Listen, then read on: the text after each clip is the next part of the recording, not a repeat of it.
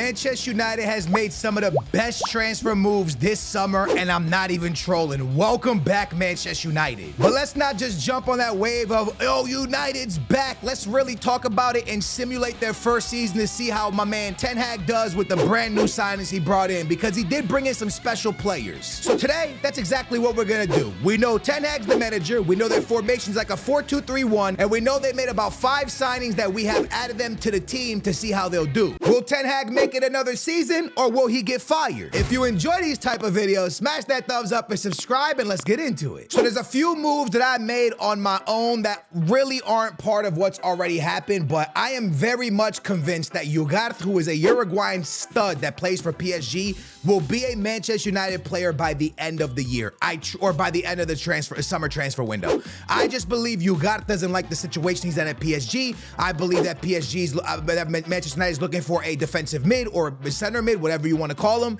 So I think it's a perfect fairy tale situation for both parties, and I think this is really going to happen, especially with João Neves moving from Manchester United, from Benfica to PSG. We then do know that the right back himself, the beast, the stud from Bayern Munich, has now been appointed and is 100% signed for Manchester United and will be a part of the team this upcoming season. So I believe he will be the starting right back, and he'll compete with Dalot for that spot, but he can also play left back.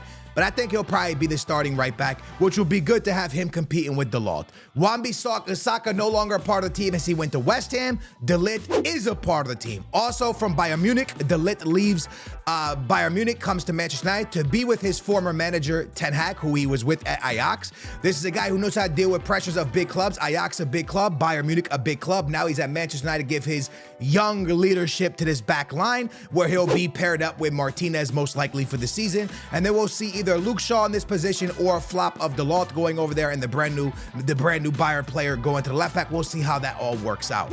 One thing you'll be shocked about my midfield is I have Maino down here. That is not by design that I want to. EA Sports will bench him even if I start him. It's unfortunate they only play players based off of ratings. I know, like you guys know, this is the biggest move of the transfer window. Now, he wasn't a transfer window player. He comes from the academy of Manchester United. But for Manchester United, having a player like Maino from the beginning of the season to the end of the season, it's like it's their biggest signing, bro. It's like they brought in a superstar. I believe Maino is one of the youngest gifted players on the planet Earth, and he's going to be starting for Manchester United most likely every single game, and he's an absolute stud. So like I said, it's like they've won the lottery, and it's like a perfect like summer bring in. Even though he was there already, even though he was playing a little bit, he's really going to be playing now, which is nice. But it's most likely going to be Casemiro. Garnacho on the left, Anthony on the right. I believe that's what it'll most likely be like. I've been Googling a lot of stuff, and I have seen so much that Anthony is on his way, Marcus Rashford's on his way to Saudi Arabia. If it's true, the money that they're going to present of almost 100 million for him, I do think that Marcus Rashford will leave Manchester United. And I don't think fans will actually be mad at that if they can get a good amount of money. With that being said, I took Marcus Rashford off the team sheet just for, I'm not saying it's gonna happen, I'm just saying for now, because we know Garnacho is gonna be a starter, and if Marcus Rashford's here, he's most likely not going to play. I think Garnacho is going to be a starter, but I've done it where it's Garnacho and Anthony on the wings. They won't get pulled out for nobody because Marcus Rashford's not there to pull them out, and then the team lines up like this. Do I believe Hojlund's going to be the starting striker? Yes, they brought in a young beast, a stud. I think he was really good at the Euros, right? But he's a great player that cooked in Italy, and now he's a part of Manchester United. But I know the game is going to probably play Hojlund over him, even though the rating's higher. We'll see how it plays out. But this is going to be really good for Manchester United. I have 2 good number 9s competing. We'll probably see a lot of goals from them. I've been talking too much. Let's get into it. Now, as you guys know, we're going to sim through every month, and then we'll take a look at what has taken place. I want you guys to know that for this sim, Manchester United is going to be in the Champions League. In real life, I don't believe they're in the Champions League. So with that being said, for the sake of this video, they will be, and we'll see how they'll compete. But in real life, I don't think they will be. Now, I could easily change the tactics and start making it different, but then that becomes my career mode. And this is not my career mode. This is Ten Hag's career mode. These are the players he brought in. These are the players that he's linked with. So I don't want to start touching formations and playing around with it. If they do bad, they do bad. If they do great, they do great. I'm just here to see what they do. I got to feel, if I'm being honest with you, I'm going to put my prediction in right now. I believe Ten Hag will be sacked by March in this simulation. I'm not saying in real life, but by March, he will be sacked in this simulation, all right? With that being said, Let the games begin. I would say a very nice start to the season for Manchester United. If they want to get back into the Premier League race of raising the trophy, this is what needed to be done. They tied the Wolves, which could have been a better result, but they beat Spurs and they beat Forest. And the first thing I want to say to you guys is look at that. 2 clean sheets. 2 clean sheets already. That is huge. And to be honest, they've only suffered 1 goal in 3 games. That, lads, is exactly what Manchester United fans want from their team again. To compete and to not be giving up stupid goals and to be in it. My man Onana played 3 games. The new right back played 3 games. De Ligt played 3 games. Martinez played 3 games. Ugarte played 3 games. Casemiro played 3 games. I told you that would happen even if we started Meno. Doesn't matter.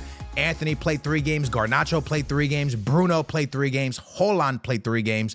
Luke Shaw with 2. And just like I predicted, the new striker would have 0 games under his belt. I knew it would happen. It's just the way EA Sports functions, unfortunately. Goals, 2 for Garnacho, 2 for Bruno, 1 for Ugarte, the new signing. Very nice. That's where all their goals come from. Assists, 2 from Bruno, 1 from the right back, 1 from the left back. Everything is perfect. The team is cooking. Let's continue. I would honestly say this is the perfect September for Manchester United. They tie to Arsenal, who's a contender to win the league. Maybe they could have done better against Brighton, let's be honest, but still a hard game that they tied. They beat Bayern Munich in a surprise result. They then win another Premier League game. They win their cup game, and then they top it off with beating Crystal Palace. Now, we see no clean sheets in the month of September, which is a little bit sad. But at the end of the day, ladies and gentlemen, Manchester United has kicked off their campaigns pretty well. Manchester United has 3 points, with Galatasaray having 3 points. And the Premier League, at the moment, as it stands, they are in 3rd place with 15 points, 1 off of Aston Villa, and 3 points off of Manchester United, Manchester City, excuse me, wait, 5, 6, 7, 8. I did, 3 points. I did my math correctly, quick math. Not bad. 13 goals for, 6 against. That's definitely not bad, let's be honest. So not a bad start to the Manchester United campaign under Ten Hag. In the season 3 for him, I believe. Not bad at all. Appearances, Onana with 9, and De Ligt with 9, Martinez with 9, Casemiro with 9, Garnacho with 9, Bruno with 9. You guys will probably be a little bit upset to see probably Casemiro getting so much playing time, but I still think Casemiro still has a lot to give, but it should be Meno. Playing Bruno with 5, Garnacho with 4. He's cooking. Look at this. 3 right here. He started against Man City, by the way, I think he started against Man City in the Shield Cup this year, in the Shield game this year, I think.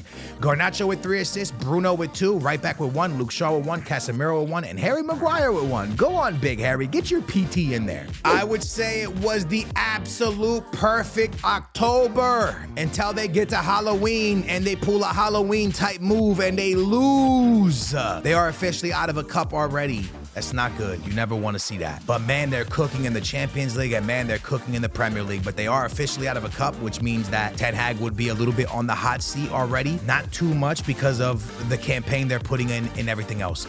In the league, they are 2 points away from 1st place. That is incredible. With 23 goals and 11 against. Spurs not suffering any goals, which is kind of crazy. Now, I think they might have either gone out of the FA Cup or they went out of the Energy Cup. If they went out of the Energy Cup, who cares? They went out of the... No, they're in... Are they? They went out of the Energy Cup. Who cares about that, right, lads?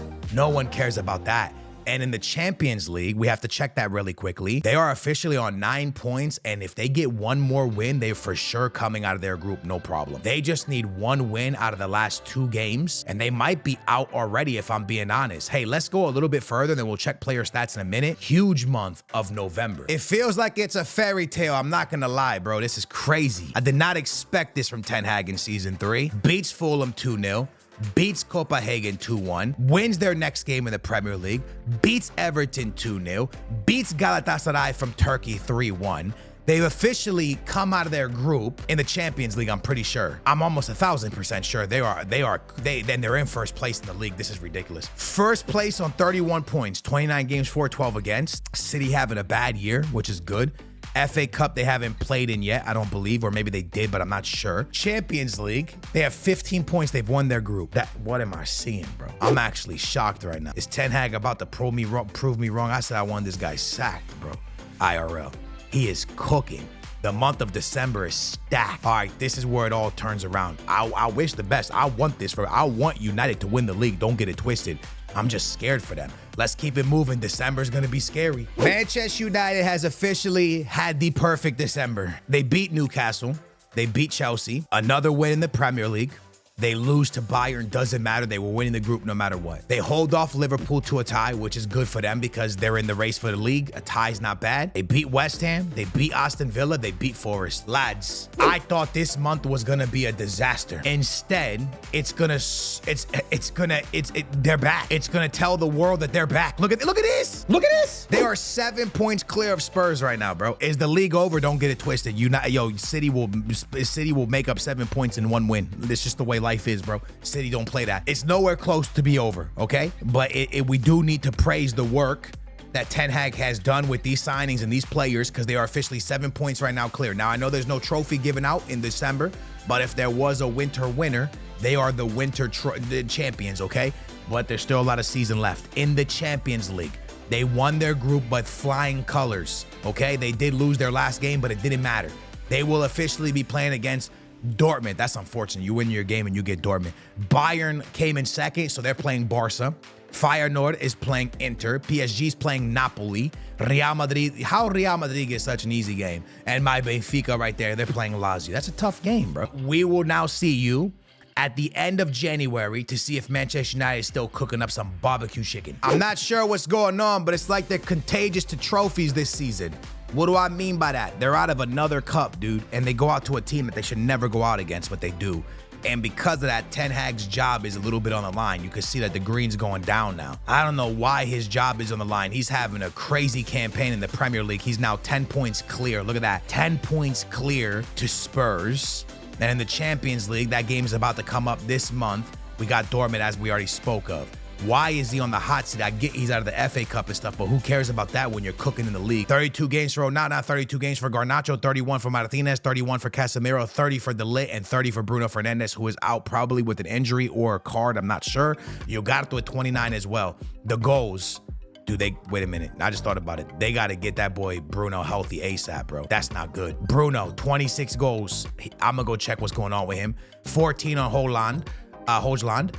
8 on Garnacho, Anthony with 5, and I do want to say, if I'm saying his name wrong, I apologize. I suck with names. Assists, Garnacho with 8, Bruno Fernandes with 7, the right back with 4, Eriksen with 4, and Casemiro with 3. I got to go see what's wrong with Bruno, lads. Is it an injury or a red card? Because if it's a red card, that's not a big deal. If it's an injury, that's a scary deal. It's a red card. All right, it's just a red card. That's not a big deal. Good news and bad news. Big win against West Ham. Big win against Aston Villa. Another win there. Lose to Dortmund in the Champions League. That's not good. And they also lose to Fulham, and they got Man City up next. So this is a very, very scary month of March because if they lose a few more games, things could go really south very quickly. Also, if they lose to Dortmund, EA might sack Ten Hag, which would be just a disastrous because I want to see how this season ends. They better not sack him because at the moment right now, lads, you can see they still on 65 points. Spurs have 63 points. So they are cooking. They have a very hard game coming up, but if they lose this Dortmund game and they get sacked, it's going to be so annoying. They lose to City. They tie to Everton. They lose to Dortmund. They're out of the Champions League. They lost 3-1 on aggregate, but then they bounce back in the league and win 2 massive games,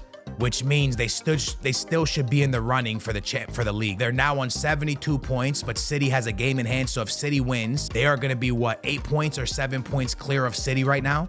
7 points clear of City with their next game being against Chelsea, but there's not that much season left. So if they could just hold on, Ten Hag will win a Premier League for United, which hasn't happened in years. There's 1, 2, 3, 4, 5. 6, 7, 8 more games. Wow, this is about to get crazy. United is about to sack Ten Hag. He beat Chelsea, beats Liverpool, wins another game, ties against Newcastle, loses an important game. But with 3 games remaining, one of them being Arsenal, how many points clear are they? 82 points to 70. Oh my goodness, this is close. Oh my goodness, they have a game in hand, which means they're gonna have 5, 6, 7, 8. They're gonna be 4 points clear with 3 games left. 4 points clear with 3 games left. What am I seeing? Nah, you can't make this stuff up, bro. They lose to Crystal Palace.